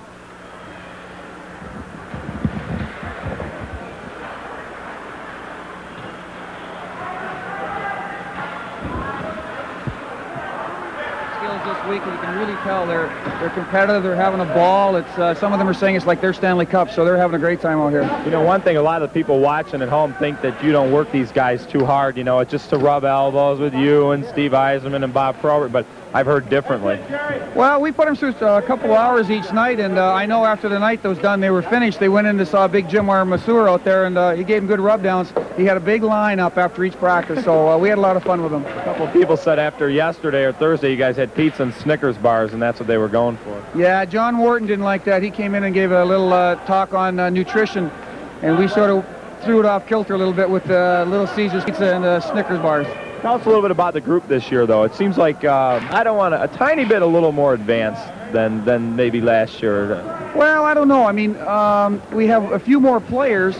We have a couple of guys maybe a little bit better, but last year's camp were pretty talented too. These guys, they're gung-ho like they were last year. And the effort's still the same. Yeah, the effort's still the same, and maybe a little bit better skill level. But you know, we have some guys that haven't played more than 3 or 4 years out here. Then we have some other guys that have been on ice like 15 and 20 years. So we have quite a broad spectrum of talent, and of course the pros make them look good. That was a nice niche you added with the winner of the shootout there. I thought it was going to go on forever after each of them have scored 1 goal. What do you make of that guy scoring twice on Shovel there? That's great. Like Timmy said, I don't usually shake the hand that scores on me twice, but the guy did a really great job. Shot it twice right where he wanted to, he said, and he scored. So you're going to be able to get Timmy to come back next year? I don't know. I hope so. I think he will. Yeah. All right, Dave. Well, go. You're up by 2, and I know your coach down there is getting razzed by the officials. So you're definitely not. Whether you have the better team or not, this team's in better hands. Well, I've got the head referee and his brother on my team, so I got a little advantage there, I think. All right. Thanks a lot. One of the real personable people too, Dave Lewis. Hard-working family, wife, daughter, and son. Well, the Whites are still down, and they're down 2 goals now.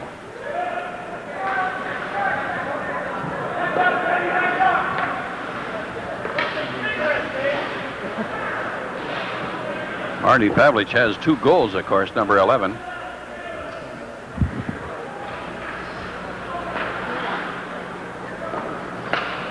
Ted Lindsay's on the White team. He'd like to get some action going here. So is Alex Delvecchio, so is Sean Burr. But here comes Mickey Redmond for the Reds. Drop pass out in front. Back to Redmond. Marty Pavlich tried to clear it, failed to do it. Kept into the blue line, fanned on it. Gets it a second time. Finally, it's cleared to center ice and picked up by Jerry Pega.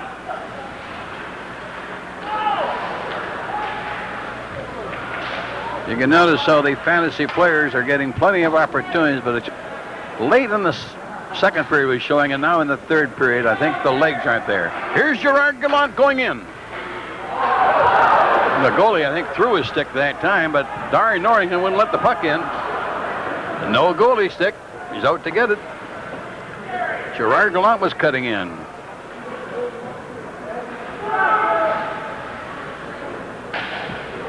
The Whites are down 2 goals. No icing call. The puck was cleared the length of the ice. Lindsay doing a little cruising in there in that white jersey, number 7.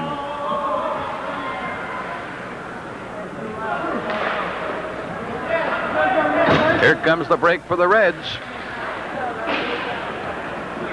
Shot was high and wide off the protective wire, out of play. 8 minutes to play, and this is the third period.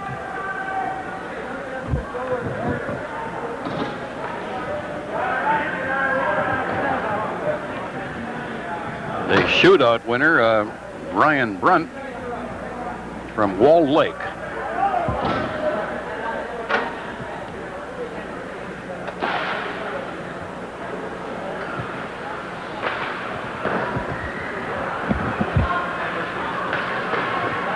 Dr. Burko, the goalie, clears it behind the net. The Whites are trying to get back in the game. Who's cruising? Sean Burr backhands the shot wide. Whites are down the 2 goals, so they're cruising. Right out in front, a good pass. White's putting pressure on. Sean Burr at the blue line slaps a golf shot right to the net and cleared at the defense by number 5 in the red, Rick Maitland. Sean Burr! Oh, he wound up like a golfer and fanned on it, and his teammates did a little yelling. Burr from Sarnia to the blue line. Pass onside. Went right over the stick of Timmy Brillo, number 8. 7-5 for the Reds.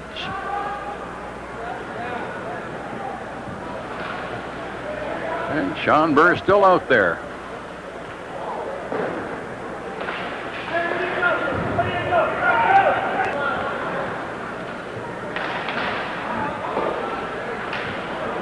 Whites are trying to get in.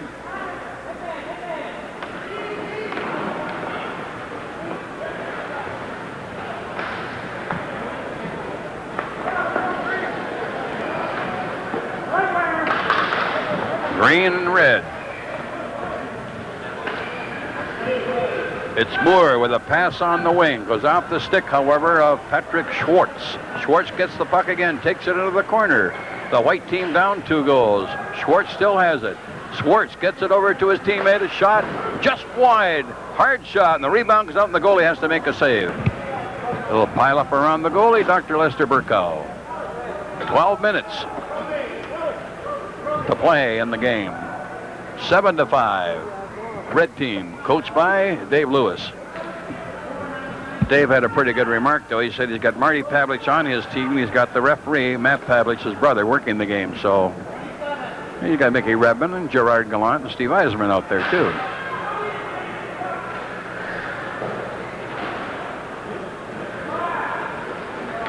Yzerman's long pass up the middle, a good pass that time to Dave LaHaw.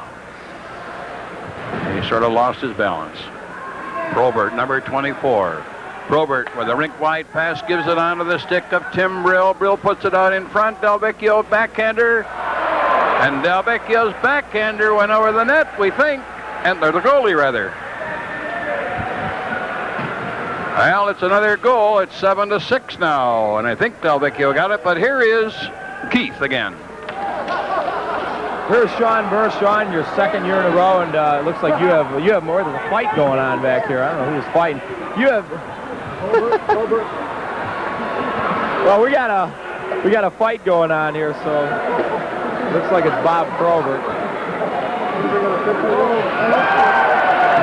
And I don't know whether that was planned or not, but it kind of takes the edge off the interview here. I didn't know that was going to happen. He wouldn't have talked to him. What's Probert? This is a fantasy camp. What's he doing out there? Well, he's got to protect his ground. He's got a reputation. No matter where it is. You're going to let these guys take advantage of him, that's for sure. No, he's got to set that. There might be some player up there might be playing in 1 year, 2 years. You got to know right away. You know, last year, I obviously remember this. You play a lot of hockey. These guys seem a lot more intense than last year's game. I don't know how far you remember it, but I mean, it seems like these guys are a little bit better caliber, and they're really moving out there. Yeah, it's going pretty good. The guys, they all want to win. A lot of pride out there, no matter what age you are, no matter what you do. A lot of these guys, one guy hasn't skated for 20 years, so he's out there trying his hardest, and there's going to be some sore bodies tomorrow. Let me ask you a question. What do you do what's your typical summer like? How often do you skate? Do you hang them up and go shoot some golf, or, what do you do during the summer? Yesterday here was my first time with equipment on all summer. So I work out I take 3 weeks off. Pretty well work out every day, an hour and a half, 2 hours. Golf, boat, do all the other stuff, and just get eager to play hockey again. It's that time, and I feel like I'm almost ready to play. Kind of like you got to get away from it to get the hunger back a little bit. Yeah, you want to have that edge when the season starts, and you don't want to skate too much in the summer. I asked Steve what he thought, and I want to get your thoughts. I read in the paper today, and their NHL's talking about taking 3 weeks off. for the Olympics and stuff like that. Well, what's your view as a player on that? Would you like to play? Would it hurt you as a player to have 3 weeks off if you didn't get to play in it? How do you feel about it? I think it's pretty important, if you get exposure around the world, to take the time off. It's going to be hard for the players that don't play, but that's the price you got to pay for the future of the game. What happened on that whiff out there? I want to ask you for your lead. Which whiff? The whiff down there. Oh, I shot right-handed. Thanks, Sean.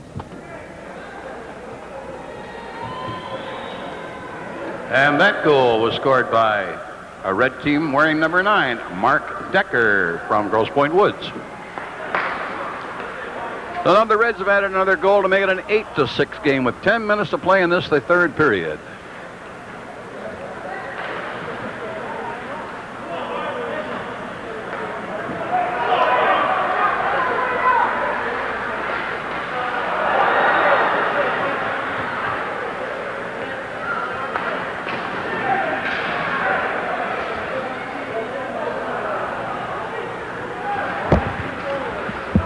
The white team is down 2 goals, but the red team has all the play.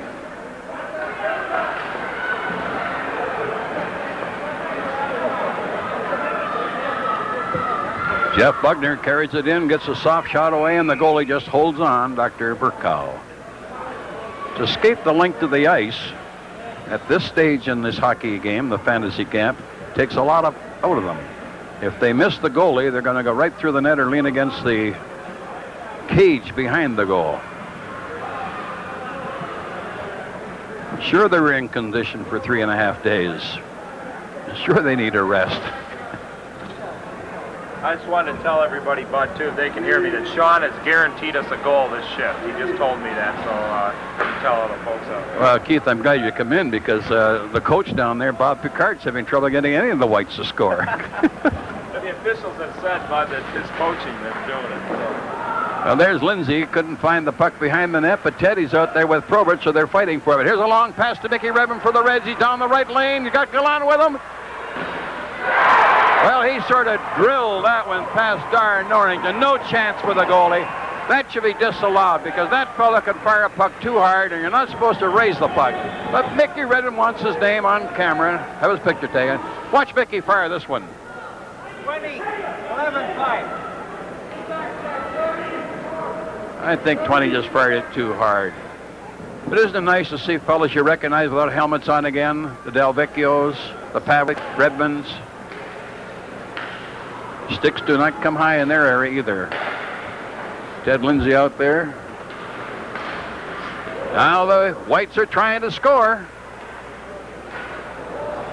Alex Delvecchio did a little tippy-toe on that, got the puck along the ice. Redmond trying to make a rush again.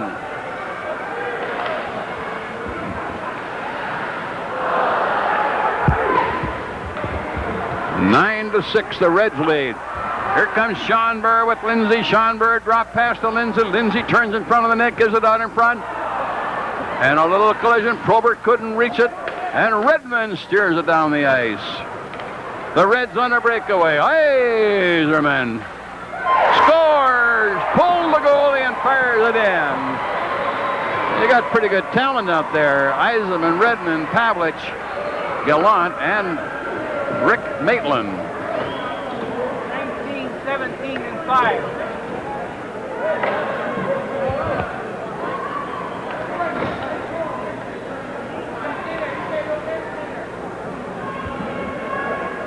Keep your eye on number 19. Number 19, he's got the puck, pulls the goalie, holds the puck, and shoots it in. The last goal scored by number 19, Steve Yzerman.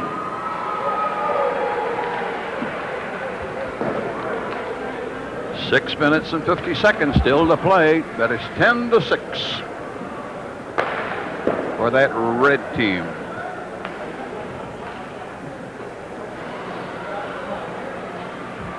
I don't know what will happen here in the remaining minutes as we're trying to do some informal coverage, but if it gets to be a closer game than this, you're going to see the Whites pull something with extra players. Pavlich feeds it up on the wing. Didn't get through. White starting out. White's down. 4 goals now.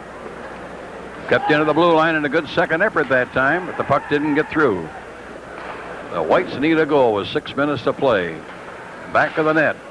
Patrick Schwartz having trouble. And now moving slowly. Gerald Evans fires it in around the boards.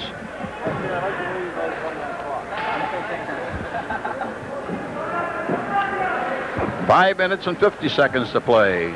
10-6 for Dave Lewis's team against Robert Picard's White. Pavlich feeds it out and is intercepted. The Whites are down by 4 goals, and here they come on a 4-man wave this time. He took the shot anyway, but it was blocked at the defense on a good play. And blocking the shot that time was Milan Koranovic, number 13.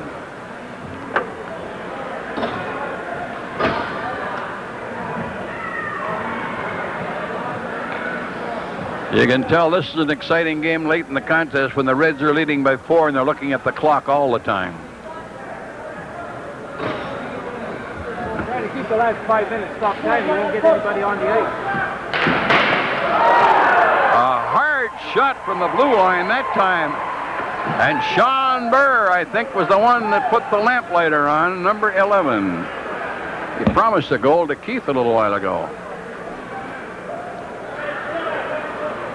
See how hard a shot. 11 from 99. Well, the assist goes to Ron DeMario, and the goal goes to number 11, Sean Burr. It's 10-7.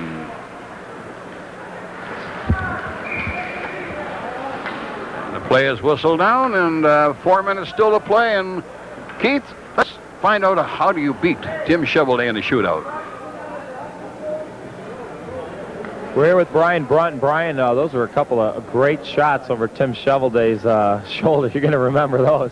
Yeah, can you believe I was even hoping just to hit the net, but the same spot twice. And it's unbelievable. I was asking Dave Lewis whether or not Tim was going to come back next year based on that. I figured after you guys had scored the first goal that it might take forever to see someone score a second, and you just fired that one in. Yeah, it was looking good over there. There was only 2 of us, and then 3, all the red team, of course. And then the second shot was just like the first. Tim Chevrolet didn't even like the fact that he goes, I've never got my picture taken with someone who's beaten me twice. That's what Dave Lewis said. Tell us, you said you play once a week only. That's a pretty good shot for playing once a week. Well, we play. I played in the spring league out at Lakeland, and then a bunch of the coaches have ice Sunday morning, and we've been doing that for 3 years now, all through the summer. So a lot of kids, a lot of middle-aged guys, a lot of old guys. It's joker skate. You were trying to fulfill a fantasy, but I know Dave's worked you kind of hard. Yeah, Louis kind of took it out of us Monday and Tuesday. Today it's just doing whatever we can to stay standing up. You guys, yeah, right now you're up 10-7. I know Sean Burr has already told me that he plans on getting 2 or 3 by the game up. So. Yeah, right. Well, I don't think Sean has it in him tonight. Just make sure you put Gerard and Stevie out there when he's out there. Yeah. We got our own goons. We'll send them out there. All right. Good luck, Brian. All right. Thanks. Thank you. A thrilling picture, a thrilling performance by carpentry contractor Brian Brunt, who did defeat Tim Chevrolet in the shootout. 3 minutes and 20 seconds to play. 10-7. Scrambled for the puck in front of the net. And the Whites are trying. There's Sean Burr stealing the puck. Sean Burr cutting in front of the net. Gets it. 10. We got a 10-8 high game, and Sean Burr puts the light on again, Keith. I tell you, he's skated harder in this third period. You can see he needs a rest right now. 11-99-17. On the replay, watch Sean. He owns the puck, cuts in, pulls it away, and then ticks it around the side of the goalie. No chance for Dr. Burko on that one. 3 minutes, 3 seconds to play. 10-8 for the red team. Second goal of the night for Sean Burr. Second goal of the game for Sean Burr. Now the Reds lead by 2. And they come right in and score again. Big 92, Jerry Paga.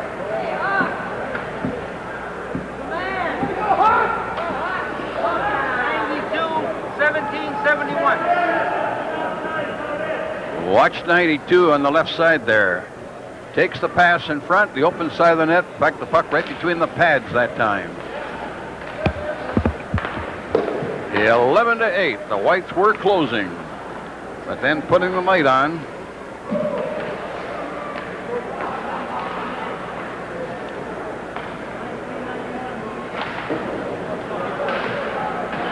Second goal of the game by number 92, Steve Hawkins from Kingston, Ontario. 2 minutes and 10 seconds to play, 11-8.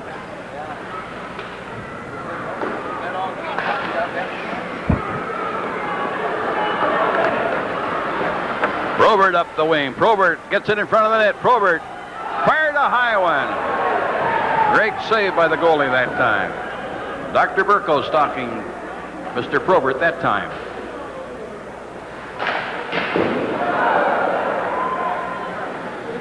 A minute and 40 seconds to play. A minute and 40 seconds to play. 11-8 for the Reds. Whites have pulled their goalie. Look out.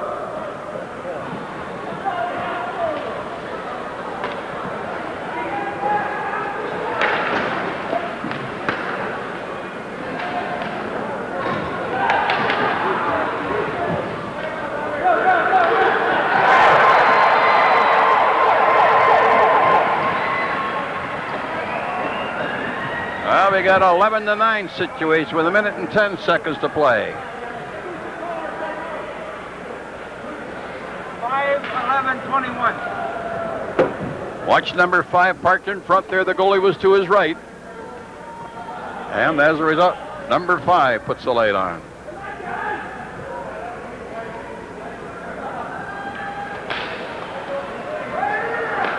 That's the hat trick for number 5, Joe Dessinger from Flushing. Oh, last minute of play.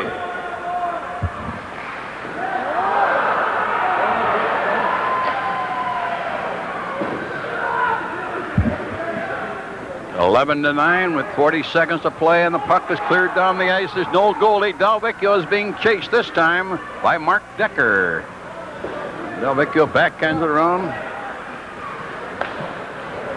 Probert wants to put the light on if he can. He's got 30 seconds to play. 30 seconds. Probert takes it into the corner. 11-9 is the score. Pass right out in front. They couldn't put it in. Second time they do. Jeff Brugner puts the light on. 21 seconds left on the clock.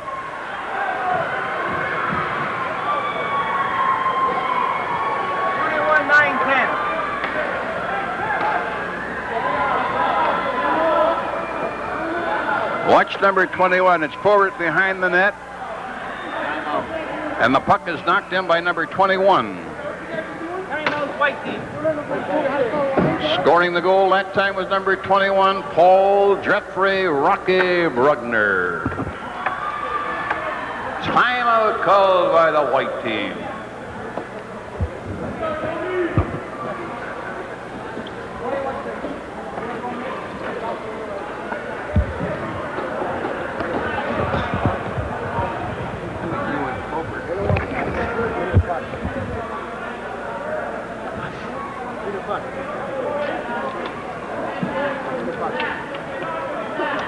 Don't forget that auction right here on the playing surface right after this game to aid the Juvenile Diabetes Association.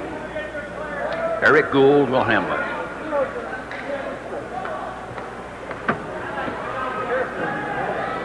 Coach Bob Picard with his fantasy camp bunch, plus the pros, is having trouble getting anybody to listen to him.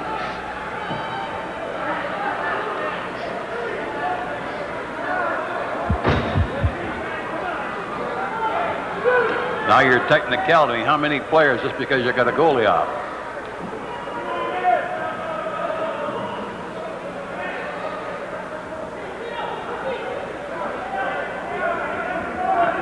Maybe they won't start the clock.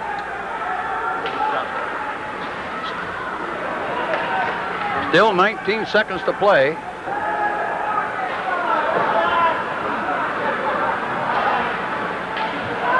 They're getting close. 19 seconds still on that clock.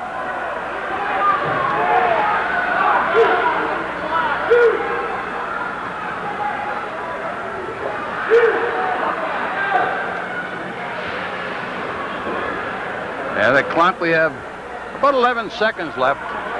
Little technical failure here, but don't worry about it. It's 11-10 hockey game. The Whites are trying to get one on. Here's Lindsay digging for the buckle on the boards. Lindsay shoots it behind the net. Probert has it. Out in front, Lindsay couldn't control it. The Reds cleared. Not, oh, it went over El Delvecchio's stick. Well, there's 9 seconds left. The longest 9 seconds in this fantasy camp. There's an open net for the Reds, but the Whites are trying to come down the ice. They trail by 1. Here's Sean Burr. Over the line, a hard shot. Oh, the goalie made a big save. Dr. Perko saved, and the rebound goes in. And we have a tie hockey game now.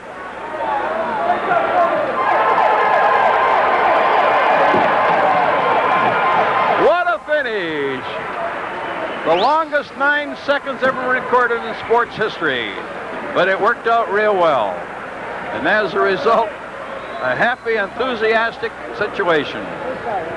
Well, since this is the wrap-up situation, my thanks to the crew that worked this game, and particularly Keith Bernick on the other microphone. And I've been asked to do something I think would be quite appropriate.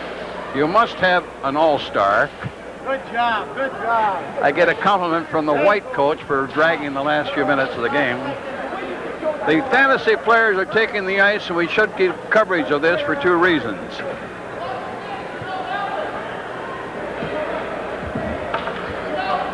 And now, ladies and gentlemen, with the famous wrap-up to the fantasy camp, first of all, the Most Valuable Player Award. I can't find who's making the presentation.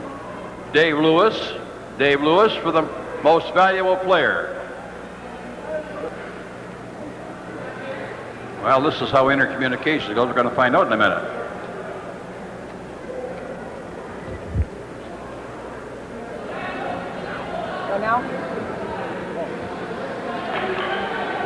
Now it has been confirmed. Are you ready? Most Valuable Player in the 2nd annual. From West Bloomfield, the goalie, Dr. Lester Burkhoff on the red team.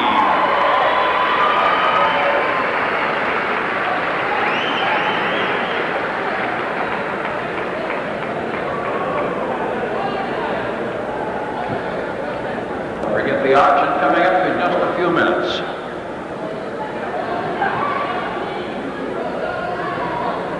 What appropriate way to end this most successful fantasy camp with all you relatives, children, and wives. When I say 3, yell out what city you're from. 1, 2, 3. All the way from Kingston, Ontario, eh?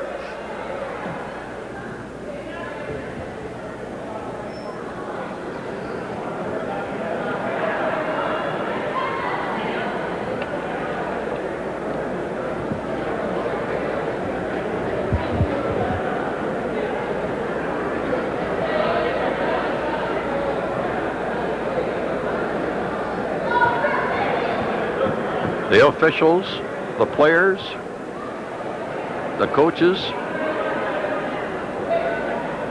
and the keepsake to wrap up the 1992 Red Wing Fantasy Camp. University of Michigan, Dearborn campus.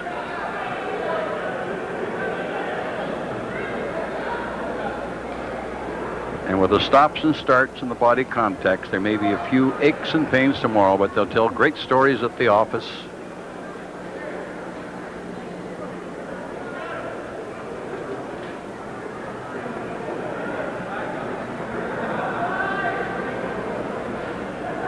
And the one thrill was that wearing number 50 out there was because his family decided he needed to be honored on his 50th birthday.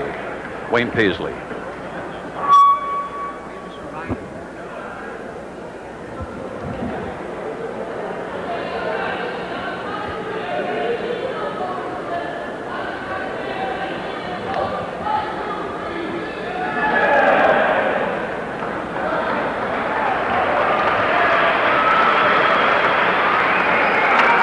the wrap-up, as you can see. The fantasy camp, the handshakes, the bumps and bruises will keep them alive for a while. And another successful, most important fundraiser for Juvenile Diabetes Association. Again, our thanks to Keith Bernick at the other mic, as he said before, and the boys in the van, which is part of a pickup on the remote, Craig and Joel. Again, my pleasure, Bud Lynch, to be a part of it. Many thanks, and I hope the audio comes out all right with the video. What a way to finish. Final score. Reds 11, Whites 11. Good night, good afternoon.